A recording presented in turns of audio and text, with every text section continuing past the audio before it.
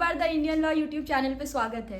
आज हम बात करेंगे डोमेन सब्जेक्ट की। जैसा कि आपको पता होगा कि सीयूईटी के एग्जाम्स मई जून में होते हैं और उसमें डोमेन सब्जेक्ट भी बहुत इंपॉर्टेंट होता है। तो बेसिकली डोमेन सब्जेक्ट में होता क्या है कि टोटल 27 सब्जेक्ट्स होते हैं। अलग अलग स्ट्रीम से आर्ट्स के अलग होंगे, कॉमर्स के अलग होंगे और साइंस के अलग होंगे।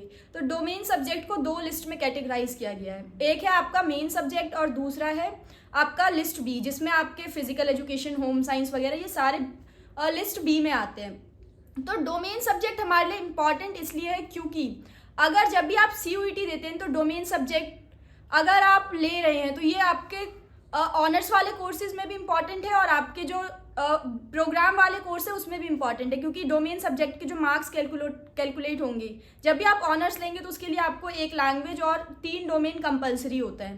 तो अगर आप ऑनर्स के लिए अप्लाई कर रहे हैं तो उसमें डोमेन सब्जेक्ट आ जाता है, और सेम बीए प्रोग्राम के लिए भी कि एक लैंग्वेज, 2 डोमेन के सब्जेक्ट और एक हमारा जनरल टेस्ट, तो उसमें भी आपके डोमेन के सब्जेक्ट कैलकुलेट होते हैं।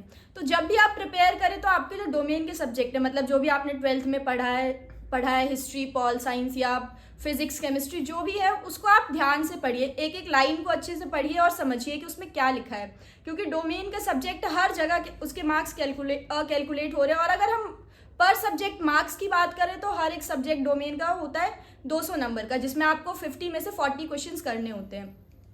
तो इस साल जब भी 2025 के लिए आप सीयूईटी के लिए प्रिपेयर करें तो ये याद रखिए कि अपने डोमेन के सब्जेक्ट को बहुत अच्छे से पढ़िए, उसे समझिए और उसे और बेटर करिए। और नए अपडेट्स पाने के लिए हमारे साथ इस चैनल पे जुड़े रहिए और हमें सब्सक्राइब कीजिए। Thank you.